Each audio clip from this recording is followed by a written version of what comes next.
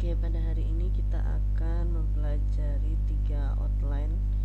Yang pertama itu adalah tentang penemuan Animalculus, yang kedua runtuhnya teori abiogenesis, dan yang ketiga adalah penemuan-penemuan penting dalam peranan mikroba dalam aspek kesehatan, pertanian, pangan, industri, dan lainnya. Sebelumnya di sini kemarin sudah kita mendiskusikan bahwa mikrobiologi itu merupakan suatu ilmu yang mempelajari makhluk hidup yang sangat kecil yang memiliki diameternya kurang dari 0,1 mm yang tidak dapat dilihat dengan mata biasa tanpa bantuan peralatan. Selanjutnya juga mikrobiologi ini memiliki berbagai disiplin ilmu. Ada bakteriologi, imunologi, virologi, mikologi, dan parasitologi. Bakteriologi adalah nanti ilmu yang mempelajari tentang bakteri, imunologi yang membahas tentang sistem kekebalan, virologi adalah membahas tentang virus, mikologi tentang fungi, dan parasitologi nanti akan membahas tentang parasit.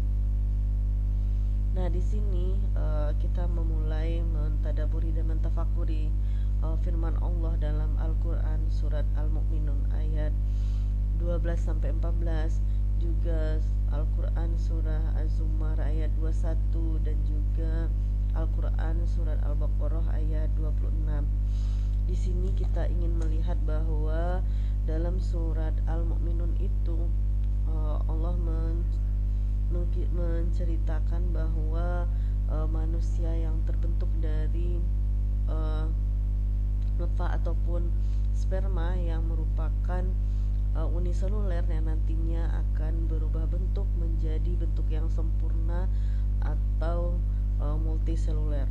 Di sini coba kita tadaburi ya dalam surat Al-Mu'minun ayat 12 sampai 14. Bismillahirrahmanirrahim.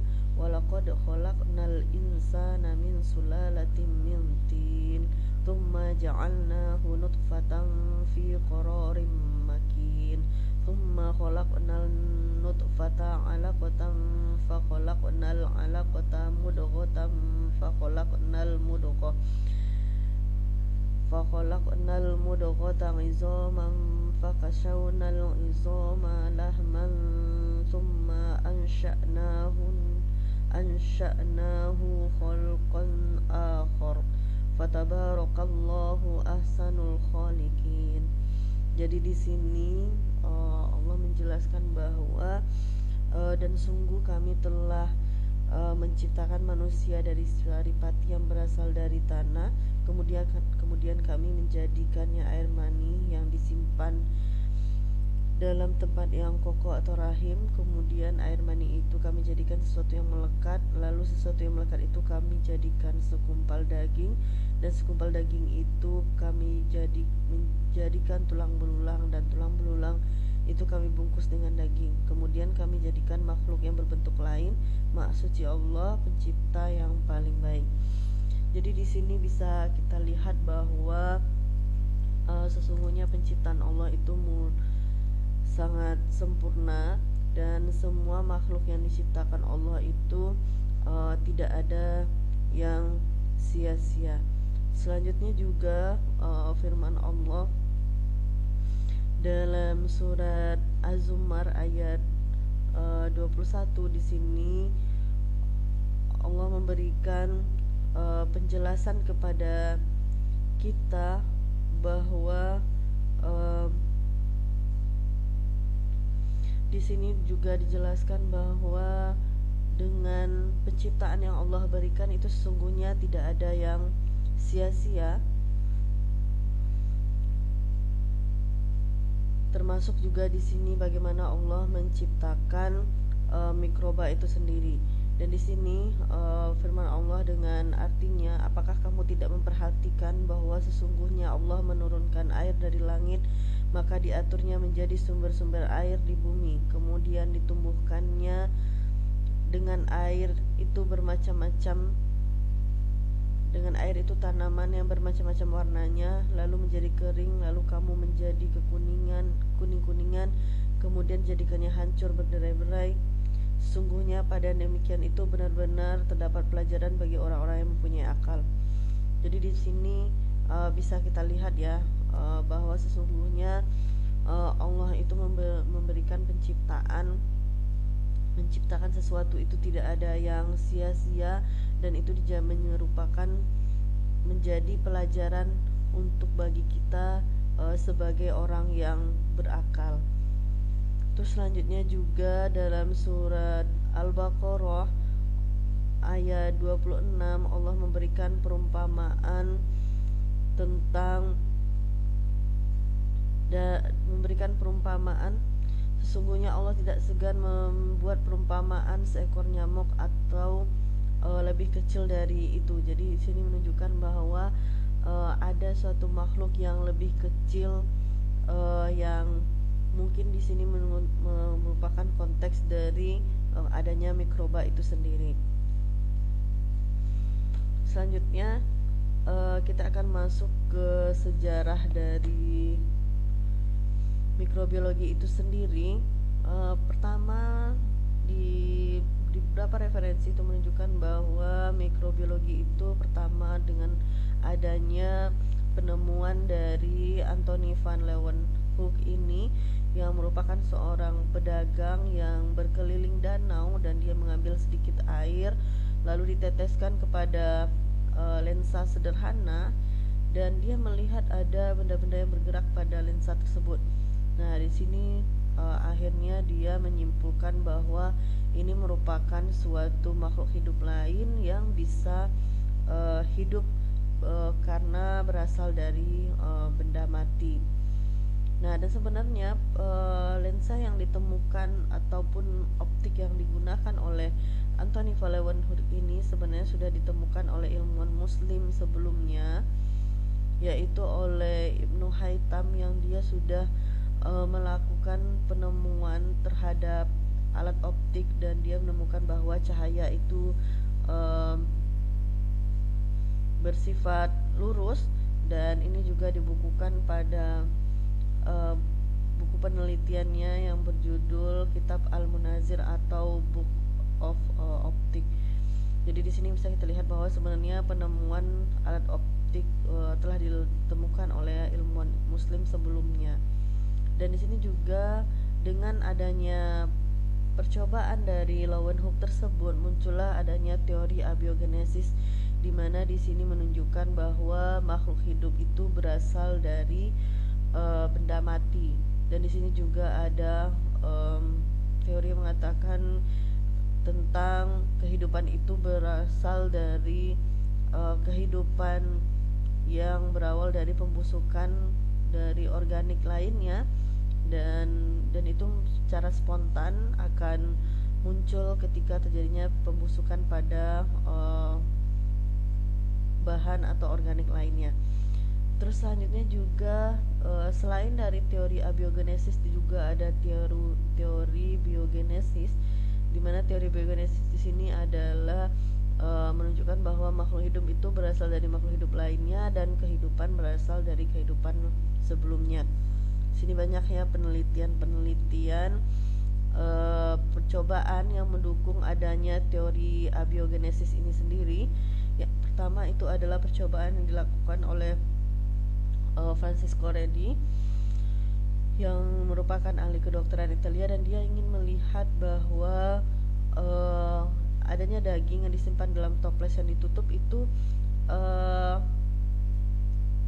beberapa lama kemudian itu adanya muncul lalat yang mengelilingi toples tersebut, dan adanya belatung dan banyaknya belatung yang terdapat pada bagian atas toples, sedangkan pada bagian daging itu tidak ada. Selanjutnya juga dia mencoba dengan tabung yang kedua, dengan tabung yang terbuka. Di sini dia bisa melihat bahwa lalat itu langsung mengerumuni daging, dan munculnya belatung pada daging tersebut. Nah, di sini dia menguatkan adanya teori abiogenesis tersebut. Terus selanjutnya juga John Snedham, beliau melakukan percobaan juga kepada daging dan menemukan hasil yang sama. Dan selanjutnya yang Spallanzani, dia melakukan percobaan dengan menggunakan kaldu yang dipanaskan. Pada saat kaldu dipanaskan dan dia menggunakan pada wadah yang tidak tertutup, maka pada saat kaldu itu tersebut sudah dalam kondisi dingin dan beberapa waktu kemudian itu muncul kaldu tersebut berubah warna menjadi lebih keruh, dan ini menunjukkan adanya pertumbuhan dari mikroba. Selanjutnya pada tabung yang kedua, dia juga menggunakan dengan pemanasan kaldu tersebut, namun dengan wadah yang tertutup, maka itu tidak terdapat mikroba. Dan beberapa waktu dia mencoba membuka tabung tersebut, dan ketika dibuka dengan menunggu beberapa waktu itu langsung muncul adanya mikroba. Nah, di sini ada ilmuwan Louis Pasteur, dan ini juga menunjukkan bahwa dia membantah adanya teori abiogenesis tadi, sesuai juga dengan hasil percobaan dari Spallanzani ini yang menunjukkan bahwa sebenarnya makhluk hidup itu bukan dari benda mati, tapi bisa juga disebabkan karena adanya kontaminasi dari udara. Jadi di sini dia melihat udara merupakan sumber kontaminasi dari mikroorganisme. Nah, di sini juga yang Louis Pasteur menunjukkan bahwa sebenarnya tidak ada kehidupan baru yang timbul dari barang mati. Jadi dia menunjukkan bahwa sebenarnya teori abiogenesis itu tidak tepat, karena dengan benda mati tersebut tidak akan muncul suatu mikroorganisme. Jadi di sini dia juga mengeluarkan pernyataan bahwa omne vivum ex ovo, omne ovum ex vivo. Jadi di sini berasal dari kehidupan sebelumnya. Terus di sini juga Franz dia di sini juga melakukan mencoba dengan daging yang telah dimasak dan dilewatkan kepada asam, atau misalnya kita contoh diberi cuka. Nah, itu dapat mencegah terjadinya koloni mikroba, dan juga dengan mengalirkan udara yang panas itu juga bisa mencegah terjadinya mikroba.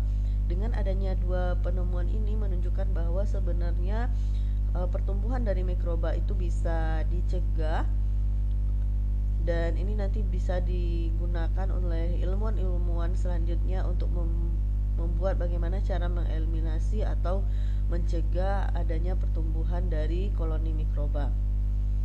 Dan selanjutnya juga pada tahun 1876 di sini Robert Koch dia meneliti kuman antraks yang menyerang ternak, dan di sini ada 4 poin penting dari penemuan Cook. Yang pertama itu adalah pertama, kuman itu ditemukan pada binatang yang sakit dan tidak ditemukan di dalam binatang yang sehat.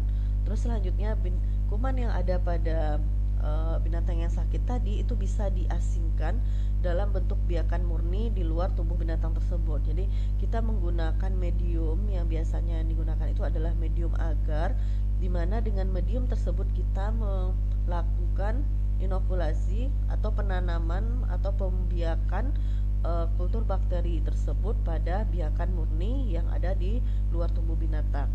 Selanjutnya, biakan murni tersebut menimbulkan penyakit yang sama pada hewan percobaan, dan selanjutnya kuman tersebut juga bisa diasingkan kembali dari hewan percobaan tersebut. Sebenarnya percobaan dari Robert Koch ini sudah dilakukan oleh ilmuwan muslim sebelumnya, yaitu Ibnu Sina ataupun Avicenna, yang dia sudah melakukan berbagai percobaan pada bidang farmasi dan medis yang dilakukan pada 8 abad sebelum munculnya ada postulat Cook ini. Dan pada tahun 1990-an itu sudah banyak munculnya di berbagai ilmuwan yang menemukan tentang jenis-jenis dari bakteri yang itu berkaitan dengan munculnya suatu penyakit. Contohnya di sini adalah Bacillus anthrax, yang di sini bakteri yang menyebabkan terjadinya penyakit antraks. Terus di sini juga ada Corynebacterium, diphtheria, salmonella, dan lain-lain. Ini penemuan penting yang nantinya juga akan berdampak besar pada berkembangnya teknologi untuk mikrobiologi itu sendiri. Dan pada abad ke-20-an, bidang mikrobiologi berkembang sangat pesat sekali, dan itu sudah dipisahkan antara mikrobiologi dasar dan terapan. Nah, pada bidang terapan ini banyak digunakan pada bidang kedokteran dan imunologi, dan juga beberapa penemuan penting selain menemukan jenis mikroba, juga sudah ditemukan bahwa eh, adanya penemuan-penemuan bakteri baru, klasifikasi, dan juga fisiologi dari mikroba itu sendiri. Jadi munculnya studi-studi tentang enzim dan reaksi kimia yang ada pada mikroba. Dengan penemuan ini bisa bermanfaat bagi manusia. Untuk kita sendiri itu adalah dalam penemuan vaksin dan lain-lainnya untuk mencegah terjadinya suatu penyakit yang disebabkan oleh mikroba ini. Selanjutnya, penemuan virus. Penemuan ditemukan oleh Iwanowski ini, yang dia mencoba menyaring daun tembakau yang terkena penyakit mozaik. Terus dari filtrat saringannya itu tetap bisa menimbulkan infeksi atau penyakit pada daun yang lain, sehingga dia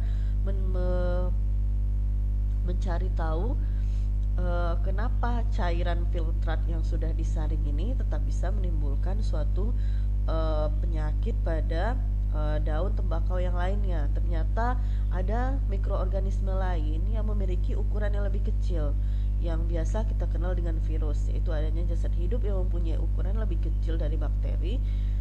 Karena itu dia bisa melewati saringan bakteri yang sudah dilakukan oleh Iwanowski ini. Terus selanjutnya juga ada postulat River, di mana di sini tentang virus itu harus berada dalam sel inang. Jadi virus itu harus ada dalam host space atau sudah ada pada sel inang atau sel induknya. Dan selanjutnya, filtrat bahan yang terinfeksi tidak mengandung bakteri atau mikroba lain yang dapat ditumbuhkan di dalam media buatan. Jadi dia hanya mengandung bakteri itu saja dan tidak terinfeksi oleh mikroba lain. Terus selanjutnya, filtrat dapat menimbulkan penyakit pada jasad yang peka. Jadi di sini kembali kepada di imunologi, bahwa virus itu dapat menyerang seseorang yang dalam kondisi rentan atau seseorang dalam kondisi yang kekebalan tubuhnya tidak fit, sehingga di sini dikatakan bahwa filtrat dapat menyebabkan penyakit pada jasad yang peka. Terus selanjutnya, filtrat yang sama berasal dari host space peka tersebut harus dapat menimbulkan penyakit yang sama. Jadi ketika seseorang yang tadi daya tahan tubuhnya atau imunitasnya rendah, nah itu nanti juga bisa menularkan kepada orang yang lain penyakit yang sama. Selanjutnya kita akan berdiskusi tentang penemuan peran penting mikroba dalam berbagai aspek kehidupan, seperti yang sudah kita bahas minggu lalu. Selanjutnya kita akan mendiskusikan peranan tersebut. Berikut referensi kuliah pengantar pada hari ini, dan terima kasih. Sekian pengantar perkuliahan kita tentang sejarah mikroorganisme. Selanjutnya kita akan lanjutkan dengan diskusi tentang peranan mikroba dalam berbagai aspek kehidupan. Saya sudahi dengan wabillahi taufiq wal hidayah. Assalamualaikum warahmatullahi wabarakatuh.